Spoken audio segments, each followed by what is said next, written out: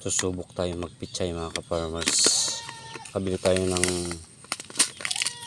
binhi 1 kilo kubito.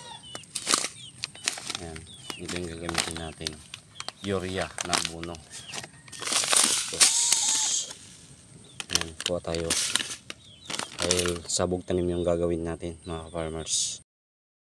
At gagamit tayo ng insecticide. Ito yung gamit ko, chick, para hindi na tayo mag-spray ng ating sasabugan. O ayan, kuha lang tayo dyan, din lalagyan natin yan. Ayan, nakatakal na tayo, 3 takal yan.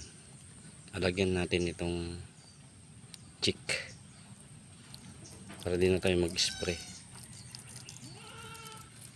Saka natin haluin. Ayan, tama na yan.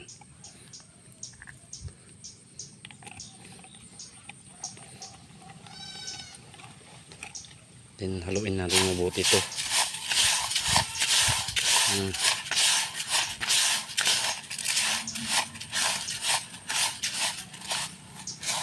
Saka natin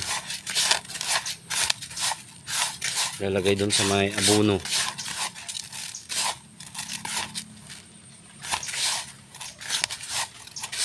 Para hindi itatakbo ng langgam. Saka na natin dito ilalagay. Okay na natin. Yan, dito natin yan ilalagay. Hanggang doon. 3 testing lang muna ito. Lagyan ko na. Kunti-kunti lang yung lagay natin ito. Yan.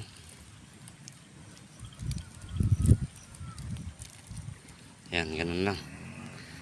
Wala kasi tayong taga-video. Ayan, lalagyan ko muna. Tatayin kami ng pichay. Samahan niyo ako. Ayan. Ayan po siya.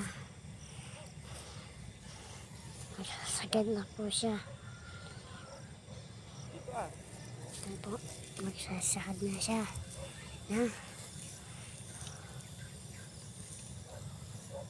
Ayan po. Nasagad na yan, oh. Chang-chang yan, oh. Parang chang-chang.